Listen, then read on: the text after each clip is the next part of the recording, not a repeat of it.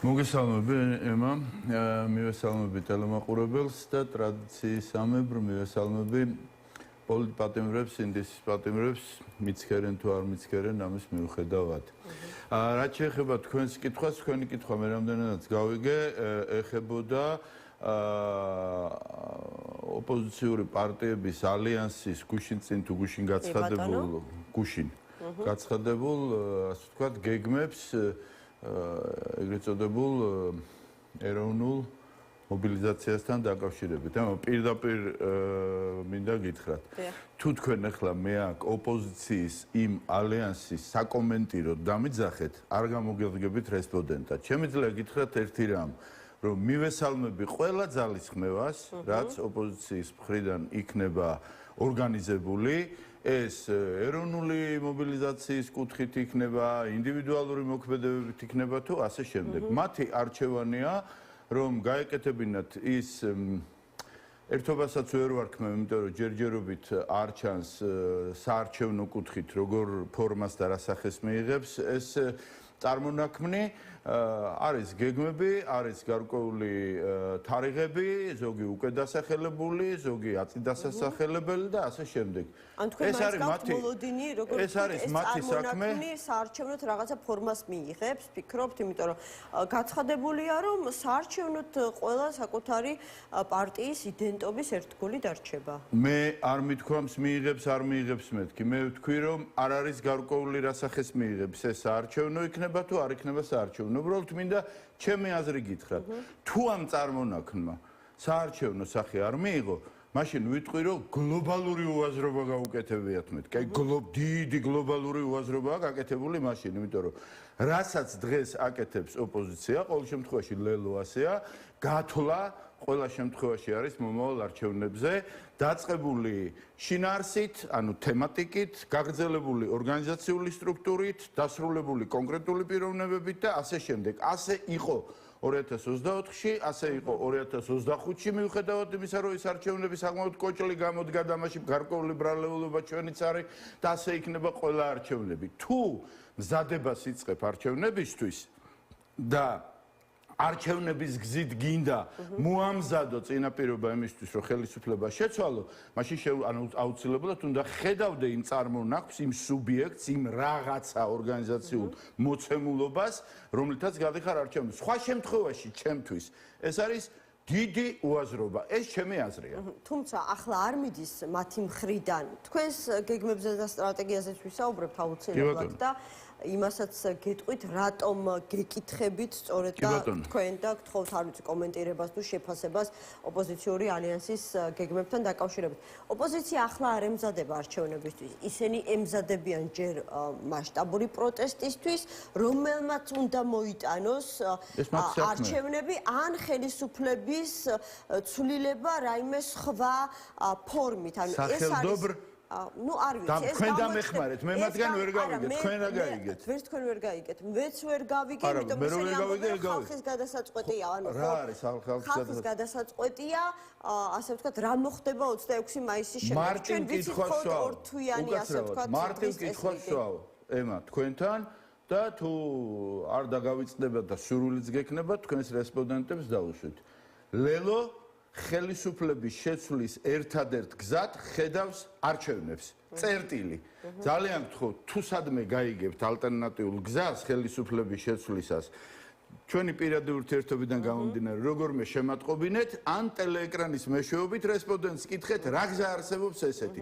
ამას გეუბნებით, როგორც პოლიტიკური პარტიის წარმომადგენელი და პოლიტიკური პასუხისმგებლობის მქონე პირი და ხალხი რა სიტყვის და ხალხს რა უნდა პოლიტიკოსმა თუ არ უთხრა ხალხს თვითონ რას აპირებს და მხოლოდ ის უთხრა რომ თქვენ როგორ გინდათ მე ის უნდა გავაკეთო კი პირდაპირ გეუბნებით რომ მე ასეთი პოლიტიკოსი მაინდა-მაინც არ მჯერა პასუხისმგებლობის არ მჯერა მისი რას ქვია ხალხმა გითხრას რა უნდა გააკეთო შენ პოლიტიკოსი ხარ პოლიტიკურ პროცესში შეგყავს ხალხი და არ ეუბნები რა უნდა გააკეთო ხუთი მოჭერილი აქვს უკვე ივანიშვილს კობახიძეს მათი არგუმენტები მათ მოუწევთ აუცილებლად დახევა და დადგება ის დღე როდესაც არ ვიცი დადგებიან ხელისუფლების გადაბარების აუცილებლობის წინაშე თან დაკავშირებით ყულფი მოჭერილი აქვს. თუ ვინმეს გაეხარდება ამ ქვეყანაში ამდაგვარი შედეგები, ერთ-ერთი პირველი მეც ვიქნები. ოღონდ იცით რა არის?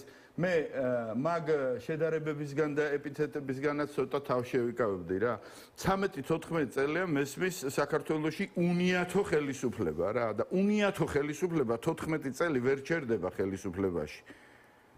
ამიტომ ეს ყულფის მოჭერებით და ამ ტიპის ეპითეტებით ხელისუფლება გაშვებულად მოეჩვენება ვიღაცებს. ამას სჭირდება კონკრეტული ნაბიჯების გადადგმა და მე სწორედ ამ კონკრეტულ ნაბიჯებთან დაკავშირებით მინდა გთხოვთ ახლა რამოდენიმე აქცენტის გაკეთება, რაზედაც ლელოს უწევს დღეს ძირითადი, ასე ვთქვათ, ყურადღების მიქცევა.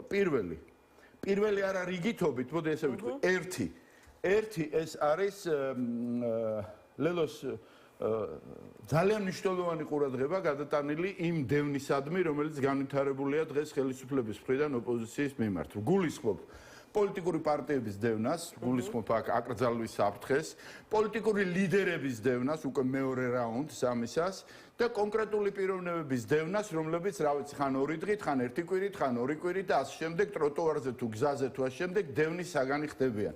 ეს არის ერთი მნიშვნელოვანი მიმართულება, რაზედაც ჩვენ გვაქვს გამახვილებული ყურადღება და ვმუშაობთ. ხო, რაში გამოიხატება ეს გამახვილებული ყურადღება, იმიტომ რომ ხო ასე ყურადღება გამახვილებული დანარჩენ ოპოზიციასაც საერთაშორისო საზოგადოებასთან ურთიერთობის ერთ-ერთი მნიშვნელოვანი საკითხი, რაც ჩვენ გვაქვს ხოლმე, არის სწორედ იმ დევნასთან დაკავშირებით, რაც მიმდინარეობს დღეს პოლიტიკური ოპონენტების მხრიდან, პოლიტიკური ოპონენტების მიმართ ხელისუფლების მხრიდან.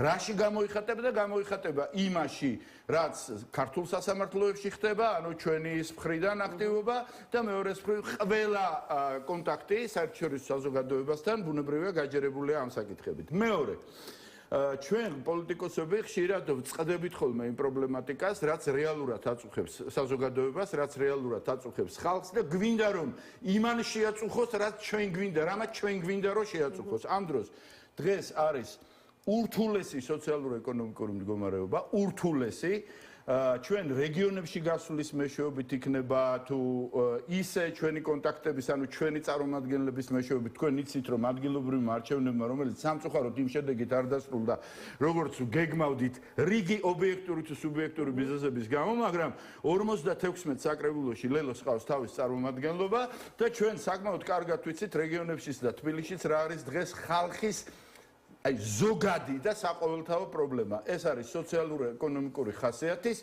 ეს არის ფასებთან დაკავშირებული საკითხები და ჩვენ რა მივიღეთ საახალწლოდ გასაიაფებელი კვერცხის მაგივრად თებერვლის ბოლოს მივიღეთ გაძვირებული ელექტროენერგია. ეს არის ხელისუფლების შემოქმედება.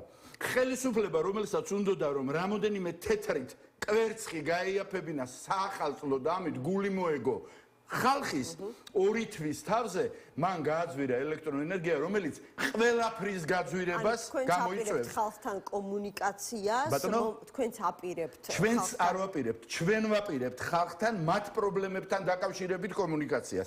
მათ პრობლემებთან არა, უკაცრავად. მე გეუბნებით, მე ხო არ მithქვამს ეს, მე რა მინდა მეთქი და ასე შემდეგ. მე ვთქვი ის, რა არის დღეს ნომერ პირველი პრობლემა, სახალხო ნომერ პირველი პრობლემა. მე მომწონდა ყოველთვის, როცა პოლიტიკური პარტიები ხელმძღვანელებდნენ ეგრეთ წოდებული კვლევებით. და აი რა არის ყველაზე უფრო პრობლემატური ხალხში, რეგიონში რა არის, დედაქალაქში რა არის, ურბანულ ცენტრებში რა არის და ასე შემდეგ. რაღაც ამ ბოლო დროს ეს სახელმძღვანელო გარკვეულმა ნაწილმა ოპოზიციის დაკარგა და უნდათ რომ პრობლემა ის იყოს, რაც მათ უნდათ რომ იყოს პრობლემა. სინამდვილეში პრობლემა არის სხვა. და თუ ნახავთ თქვენ ნებისმიერ კვლევას, ვის მიერ ჩატარებულიც არ უნდა იყოს, გარედან, შიგნიდან, ხელისუფლების ოპოზიციის თუ ასე შემდეგ, უალტერნატივოდ პირველი საკითხი ეს არის ფასების საკითხი, სოციალურ-ეკონომიკური პრობლემა და ამაზე მიბმული მე მილიონი სხვა საკითხი. მესამე სერიოზული თემა, რომელიც ჩვენთვის არის უაღრესად მნიშვნელოვანი, ეს არის საგარეო პოლიტიკური ველი, ეს არის ის ყველაფერი, უბრალოდ რუკას რო დახედოთ, ხო? შეგეშინდება ადამიანს, ხედავ პატარა ქვეყანას, აი ჭიკარტი რო ჩაარჭო ელემენტარულად აღარა ჩანს ის ქვეყანა სოფლიო რუკაზე და უცებ სამხრეთში დიდი ომი, ჩრდილოეთში დიდი ომი და გარშემო კიდევ ომის საფრთხეები. და რეალურად ახლა რაც არ უნდა კობახიძე იქნება ეს თუ სხვა იქნება ამ ხელისუფლების წარმომადგენლები თავი მოგვაჩვენოს საკმაოდ ისე დამშვიდებულად და რაღაც ისე თამამად და ამაყად და ასე შემდეგ, ხო? ისიც ვიცი ჩვენ რომ უახლოესი დღეების წინ ივანიშვილის სანქციები ერთი წლით გახანგრძლივდა, ეს ერთი. ისიც ვიცი ჩვენ რომ რუბიოსა და კობახიძეს შორის საუბარი არ ყოფილა იმაზე, რა ქვია, როგორ ახართ კარგად ავარ და deep state და შემდეგ ეს პირდაპირ იყო დაკავშირებული რეგიონის და კერძოდ საქართველოს უსაფრთხოების საკითხთან და უშუალოდ ანაკლიის საკითხთან, რომელიც უნდა აშენდეს ამერიკელების თანამონაწილეობით. ეს არის ერთ-ერთი შემადგენელი პირობებში. ეს არის, ბატონო? ამ ხელისუფლების პირობებში? ემა, ანაკლია უნდა აშენდეს. და ამ ხელისუფლებას იმაში საიქიოში არ წაიღებს ანაკლიას არავინ. ეს რომ გაკეთებულიყო თავის დროზე 2020 წელს პირველი გემი შემოვიდოდა შავ ზღვაში, პირველი გემი. და როდესაც ხელი ვინ შეუშალა ანაკლიის პორტის მშენებლობას? საპირველ აპრილო ხუმრობა ეს თქვენი თუ რა არის? აბა ყველა მიცის ვინ შეუშალა და სწორედ ამიტომ არის ინდონის ჩარევა, სწორედ ამიტომ არის. ეხლა რუბიოს დონეზე რომ ანაკლია უნდა აეშენებინა და ანაკლიაში უნდა ყოფილიყო ჩინური და ჩინურს უკან მდგარი რუსული ანაკლიის პორტის არაშენებასაც ყავს თავისი ლობისტები რუსეთის სახით. აქედან ეს ბრძოლა მიმდინარეობს და საგარეო ველში არ იგულისხმება მხოლოდ საარჩევნო საკითხები და პარტიას გააუქმენა არ გააუქმებენ თემები. ეს არის გეოპოლიტიკური საკითხი და ანაკლია არ არის ბიზნეს პროექტი. ანაკლია არის გეოპოლიტიკური პროექტი, ანაკლია არის უსაფრთხოების პროექტი და მხოლოდ შემდეგ არის ბიზნეს პროექტი, როგორც ასეთი. ასე იყო დანახული თავის დროზე ანაკლიის მომენტი. ეს კიდევ ერთი მიმართულება და აუცილებლად უნდა თქვა, იმიტომ რომ ეს უშუალოდ ჩემი საქმიანობის თემაა ლელოში. ეს არის ჩვენი ადგილობრივი ორგანიზაციები, ჩვენი წარმომადგენლობები საკრებულოებში და შესაბამისად ადგილობრივი პრობლემატიკა. ვერ წარმოვიდგენთ ემა, რამდენად ერთის მხრივ საერთოა პრობლემატიკა რეგიონებში თითქოს, აი დაიწყო კახეთიდან და გახვიდე აჭარაში ან გახვიდე რავით სამეგრელოს წალენჯიხის მხარეს ჩრდილოეთში სამხრეთში თითქოს საერთოა სოციალურ-ეკონომიკური ხასიათის, მაგრამ რამდენად კონტრასტულია ეს პრობლემები და თუ ხალხთან საუბარზეა ასე ვთქვათ, ხალხის პრობლემატიკაზეა საუბარი, ხალხის პრობლემატიკა უნდა გაიცნო ადგილზე.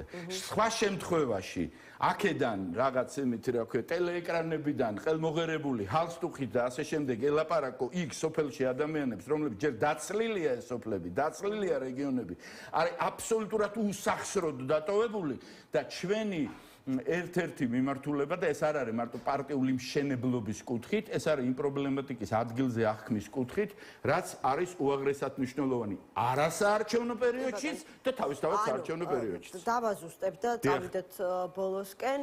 თუ არ ვცდები, დღემდე აქვს ოპოზიციურ ალიანსს მოლოდინი, რომ ადრე თუ გვიან ლელო მიხდება, რომ მცდარ გზას ადგას და ალიანსს შეუერთდება, როგორც ვატყობ სულ ტყუილად, თუ არის კიდევ რაღაც შანსები, რამაც შესაძლებელია ისევ გადაკვეთოს თქვენი პოლიტიკური გზები. ნიჭიერი ჟურნალისტი ბრძანდებით, სულ ტყუილად. ლელომ განაცხადა, რომ არა იმის გამო, რომ ვიღაცაზე გაბრაზებულია, ვიღაცას ველი წყენები აქვს და ასე შემდეგ. ამას ვამბობ სრული პასუხისმგებლობით და მორიდების გარეშე ვიტყვი ემა. თუ ვინმე მიცის არჩევნები ამ ქვეყანაში, რაღაც დონეზე, მორიდების გარეშე ვამბობ, მეც გამეგება რაღაცეები. ლელომ, როდესაც ალიანსი შეიქმნა, განაცხადა, ჩვენ არ ვაპირებთ ალიანსში ყოფნას, იმიტომ რომ იდეაში ჩვენ ერთ სუბიექტად ვერ ვხედავთ და ეს ყველაფერი განპირობებული არის შემდეგი რამით. იმისათვის, რომ ქართულ ოცნებაზე გაიმარჯვო, არა აქვს კრეფსითად ოპოზიციას იმხელა უპირატესობა, ხმებში იმხელა უპირატესობა, რომ ჩვენ დანაკარგები გქონდეს ბევრი ოპოზიციური ამორჩევლისგან. აქედან გამომდინარე, ლელო თვლის ოპოზიციონერ ამომრჩეველს რომელიც სხვადასხვა ტიპის არის, უნდა მივცეთ ოპოზიციურ ველზე გარკვეული არჩევანის საშუალება. 1, 2, 3 და ასე შემდეგ. რომ მათაც კონდეს, რომ ერთი თუ არ მოწონს ძალიან, ტესტები არსებობენ, ვისაც ლელო ძალიან არ მოწონს. შეიძლება იმაზე მეტი არსებობს, ვისაც დაუშვათ ის ალიანსი არ მოწონს. ისეთებიც არსებობენ, რომლებსაც კიდე ვიღაც მესამე არ მოწონს. ზედმეტი დაგსაქსვისკენ არ მიუთითებ და არ უკიჟინებ არავის, მაგრამ ოპოზიციონერ ამომრჩეველს უნდა მიერცეს არჩევანის საშუალება ოპოზიციურ სუბიექტებში. ამის შემდეგ, თუ ჩვენ წინასწარ მოვახერხებთ, რომ გარკვეული კოორდინაცია გქონდეს როგორც არჩევნებამდე, ასევე საჭირო კოორდინაციის, ასე ვთქვათ, საფუძვლები შევქმნათ არჩევნების შემდეგ, ეს იქნება ძალიან კარგი. და დღეს თუ ვინმე იტყვის ოპოზიციიდან, რომ ის დამოუკიდებლად მიიღებს იმდენ ხმებს, რომ მოუგებს ოცნებასაც და დანარჩენ ოპოზიციასაც, პირდაპირ ვიტყვი, რომ ეს არის სირეგვნე. არ მოვერიდები, სირეგვნია. თუ ვინმე იტყვის, რომ 50%-ზე მეც აიღებს სხვის გარეშე. ამიტომ მინიმალური დანაკარგები, ან საერთოდ უდანაკარგოთ, ალტერნატივის მიცემა ოპოზიციური ამორჩევლისთვის არ მოგწონს ერთი აირჩიე, მეორე არ მოგწონს, მესამე აირჩიე, ზედმეტად არ დავიქსაქსებით, რომ 5%-იანი ბარიერის პრობლემა არ შეიქმნას.